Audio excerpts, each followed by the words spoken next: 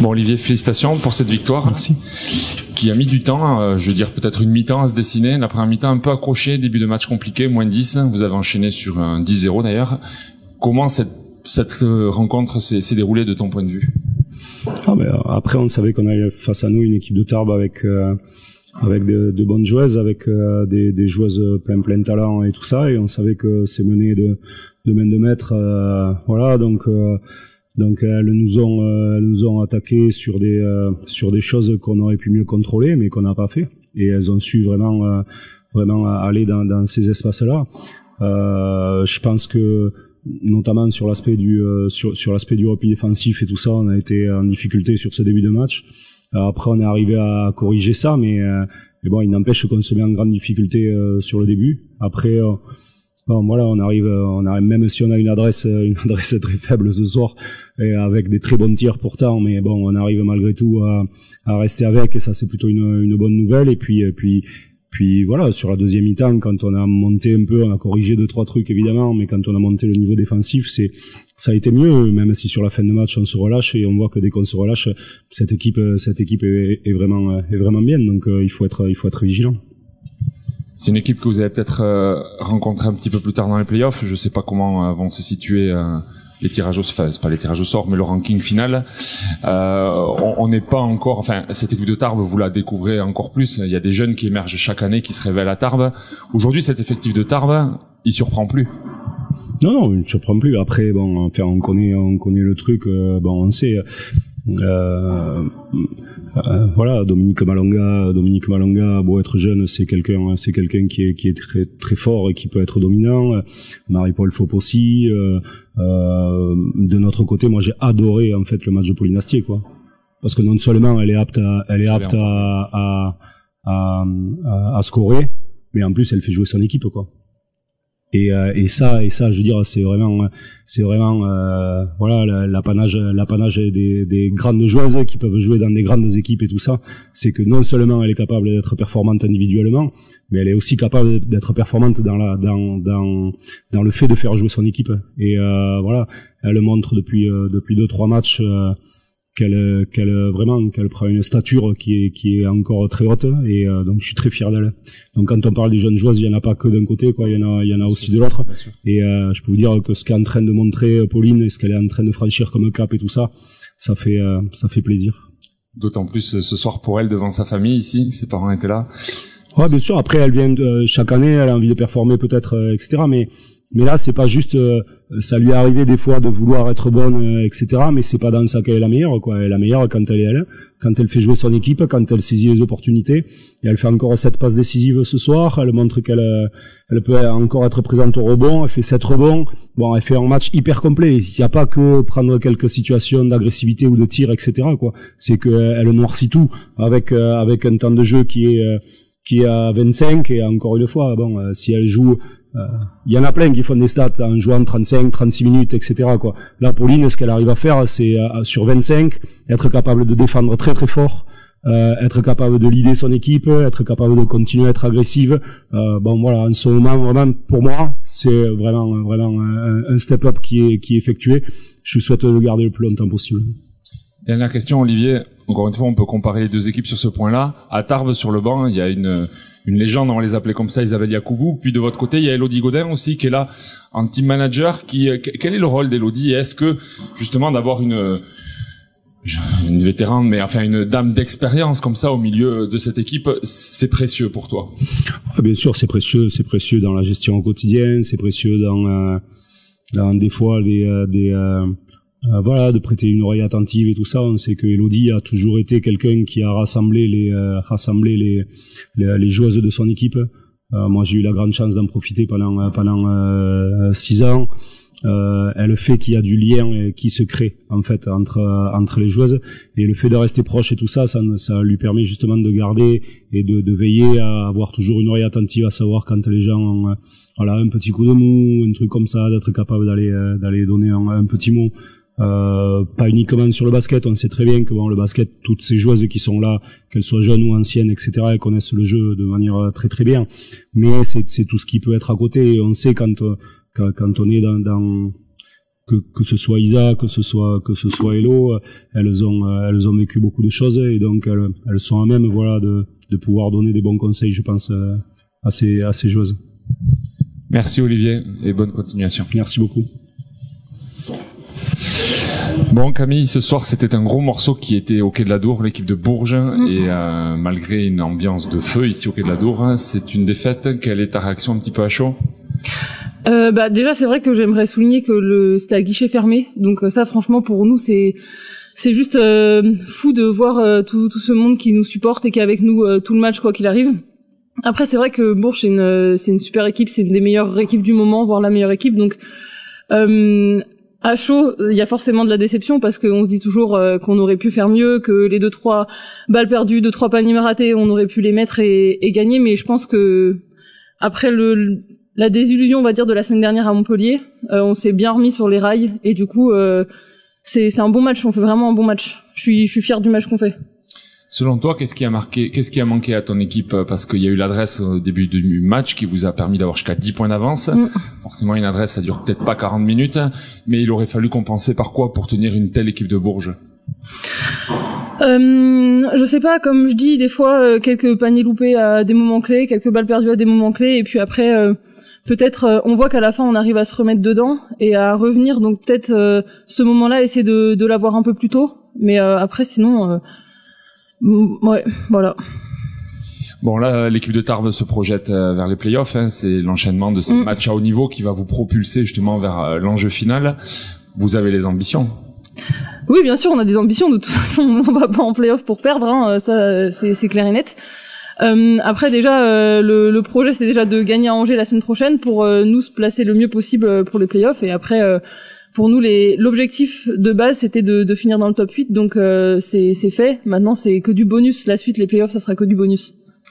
Tu disais un peu plus tôt dans la saison, t'as step up le jour où t'as pris le brassard de capitaine. Je sais pas si tu te rappelles. Moi, je me souviens de ton expression, t'as step up. Donc cette fois-ci, ça y est, t'es le capitaine de cette équipe. Une équipe avec un effectif solide, de nombreux changements.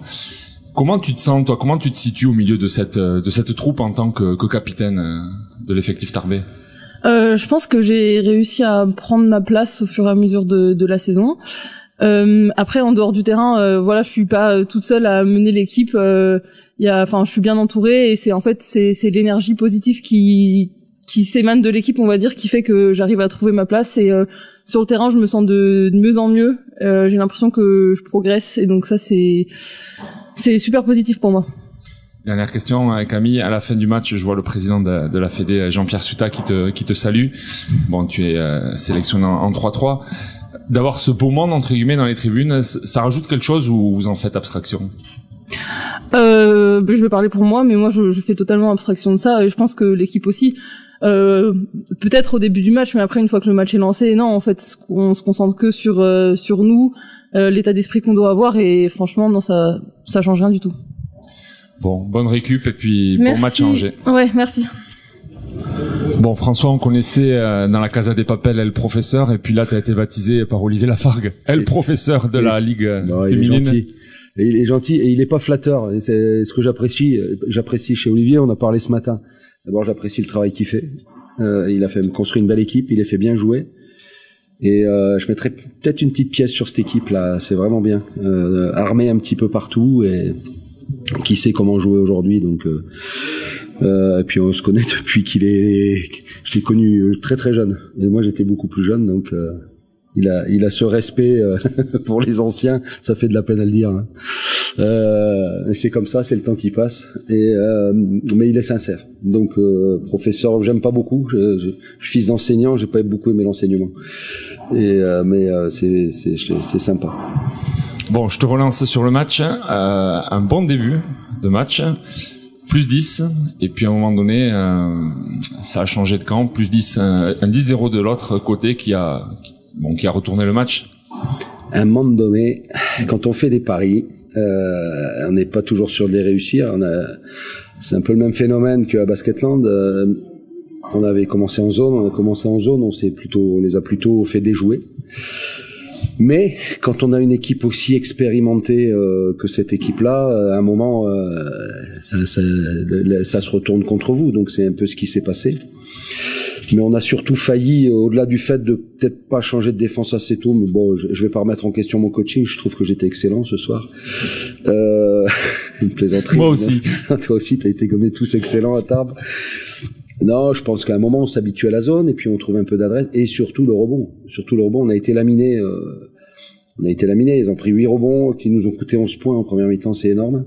Quand il n'y a que 7 points à l'arrivée, donc c'est un peu la même chose à la fin. C'est vraiment un des domaines où on n'a pas été bon. Et puis regardez le pourcentage d'Alexander et Stemberga. Bon, on a quand même affaire faut le rappeler, parce que quand nous on propose des enfants, là en face, on a une fille qui était dans le 5 majeur de la dernière Coupe du Monde, une Canadienne, Alexander et Stemberga, c'est un tous les meilleurs pivots de l'Europe.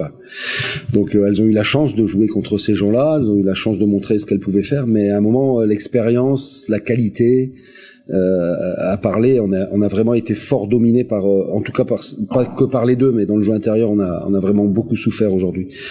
Donc voilà, donc ça balance, ça revient, ça tient à la mi-temps, puis la deuxième mi-temps, elle est tout à l'avantage de Bourges. Il faut accepter la supériorité de cette équipe. Mais après, j'ai lu quelque part qu'on avait fait une bouillie de basket la semaine dernière. Je pense que quand je vois ce que font mes joueuses, elles méritent le respect, même quand elles passent à travers 2 matchs. Ça peut arriver dans une saison, on peut passer à travers d'1, 2, 3 matchs, ce qui a été le cas cette année, pas beaucoup plus, même si on en a perdu plus, et je crois qu'elle mérite le respect, et le respect, elle se le gagne tout au long d'un match comme ce soir, et elle se le gagne aussi sur les dernières minutes, c'est-à-dire qu'on est parti pour en prendre 20 et on perd que de 7. Donc on a quand même affaire à des gens qui ont un magnifique état d'esprit, et qui, je le répète, ont joué contre une des meilleures équipes du moment du championnat de France, et peut-être le futur champion.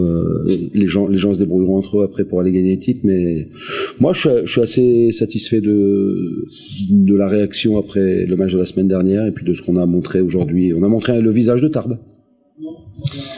Bon, de toute façon, les ambitions sont affichées, hein, c'est d'essayer d'être existant dans ces playoffs et d'aller le plus loin possible, raison pour laquelle vous avez recruté une joueuse supplémentaire. Ouais. Tu veux dire 2 mots sur cette ambition? Alors déjà, sur Maëlys Poc, vous regardez les stats, elle remplit parfaitement sa mission de rotation, elle joue 15 minutes, elle met quelques tirs, et prend des rebonds, fait des passes d'ess, elle a une ligne de stats très bien, on s'est pas trompé avec Maëlys. Après on l'a prise aussi parce que, alors par rapport à des ambitions qui sont, oui, on joue nous, hein, on n'est pas, on est où on doit être, mais peut-être qu'on peut faire un peu mieux, j'en sais rien, mais en tout cas on veut montrer aux filles qu'on est avec elles, qu'on n'allait pas les laisser finir la saison avec un effectif, parce qu'on est 12 sur la feuille, mais il y en a que 8 qui jouent. Si elle est pas là, ça fait que 7. On aurait toujours dit la même chose. Aujourd'hui, on a une rotation en plus. Ça aide beaucoup. Elle fait très très bien son travail. Après, on a encore un match de saison régulière. Je profite de l'occasion parce qu'il y a 1 an, le TGB était en Régional 3. Et je crois que les gens l'oublient, quoi. C'est-à-dire qu'aujourd'hui, j'entends quelquefois des gens qui disent ouais, on aurait pu faire mieux, 4e, 5e, je sais pas quoi. Quelles histoires on me raconte. Puisqu'il y a 1 an, on est mort, on a reconstruit une équipe très jeune, vous avez vu, très française, encore une fois, et qui fait beaucoup mieux que ce que peut-être on attendait d'elle, et qui peut faire un peu mieux, probablement. On aurait pu gagner 1 ou 2 matchs de plus. Donc je pense que le travail qui a été fait par tout le monde, et notamment par les gens qui dirigent ce club, les présidents, je pense à Jeannie Cointre et à Laurent Cochin, avec toute l'équipe qu'ils ont autour d'eux, le travail qui a été fait par les salariés du club, le travail qui a été fait par les joueuses, aujourd'hui, on est récompensé. C'est quoi la récompense? C'est une salle pleine. Une salle pleine, du bonheur qui est donné. Une salle pleine. Depuis longtemps, les gens y viennent. Donc on est récompensé de tous les efforts, de la bagarre qu'on a menée depuis 1 an, alors que ce club devait disparaître il y a exactement 1 an. Donc restons humbles, contents, fiers de ce qu'on est en train de faire. Peut-être parce que la fierté, c'est aussi se projeter vers des résultats encore meilleurs. C'est ça qu'elles ont, les filles. Ah bon, on est des enfants. Ah bon, on nous avait condamnés à descendre. Ah bon, on va montrer le contraire. Et elles veulent encore montrer le contraire. Et ce soir, c'est ce qu'elles ont voulu faire. Ce qu'elles ont fait contre Lyon, ce qu'elles ont fait contre Villeneuve d'Ascq, ce qu'elles ont fait. Voilà, on a quand même fait des trucs où on montre que ces gens-là, ils se sont appropriés les valeurs que nous cultivons ici depuis des années, puisque depuis des années, on est dans nos tranchées et on repousse les difficultés. Voilà, on est toujours à la bagarre. Et on est là. Et là, ce groupe, il le fait. Moi, je le félicite. Et tout ça est soutenu par une vraie dynamique interne. Et ça, j'aimerais que les gens l'entendent, le comprennent, l'acceptent et arrêtent de dire tout le temps ouais mais. Alors quand on dit oui mais, il faut aussi venir avec nous se retrousser les manches, participer à la bagarre, ça c'est bien, mais le oui mais me fatigue en ce moment. Je peux te poser une dernière question? Ouais, bien sûr, j'ai 16 minutes. Ouais. C'est pour poursuivre sur cet échange, j'allais justement parler de l'affluence, de la salle qui se remplit, de la ville de Tarbes qui est encore plus pris pour le basket féminin. Ça l'a été, mais ça l'est encore plus cette année. Le président est parmi nous ce soir, président de la Fédé, Jean-Pierre Suta. On est entre nous, François. On discute tous les deux. Personne nous écoute. Ton avis juste sur une ligue à 14 clubs. Il y a eu un communiqué partagé par l'ensemble des clubs. C'est une vraie volonté, vu le succès du sport féminin, du basket féminin en France? Alors, je vais le dire vraiment honnêtement. Hein. Moi, ça fait des années que je milite pour cette poule à 14. C'est pas d'aujourd'hui. J'étais tout seul à une époque.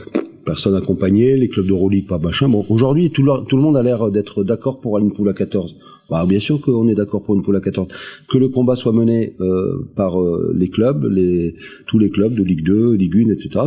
Parce que je dis combat, parce que en ce moment, il y a quand même un truc qui me dérange, c'est la façon dont les échanges se font. Je pense que c'est d'une logique implacable. Il faut 14 équipes.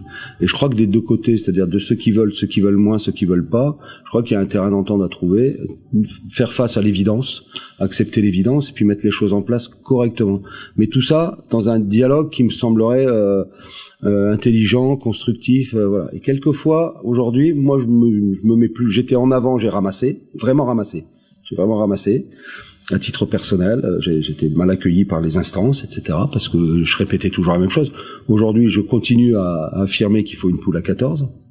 J'ai plein d'arguments. On met des arguments en face, probablement qu'il y en a qui sont recevables. Il faut le construire, et le construire intelligemment avec tous les acteurs. Et tout ça au profit du basket féminin, des joueuses, des entraîneurs, des clubs. Je crois qu'il faut le faire. Donc, oui. C'est des discussions. Sincèrement, j'ai participé à certaines d'elles, j'ai donné un avis où je parle un petit peu en vieux machin là, en essayant mais ouais, le professeur, je suis loin d'être prof, mais inévitablement on y va. Comment on le construit, dans combien de temps, les timings et dans quel intérêt, comment on fait par rapport au basket féminin, Ligue 1, Ligue 2, le fait d'avancer. Voilà. On va laisser faire et tout ça va avancer normalement, ça va avancer dans le bon sens. Merci François. C'est moi.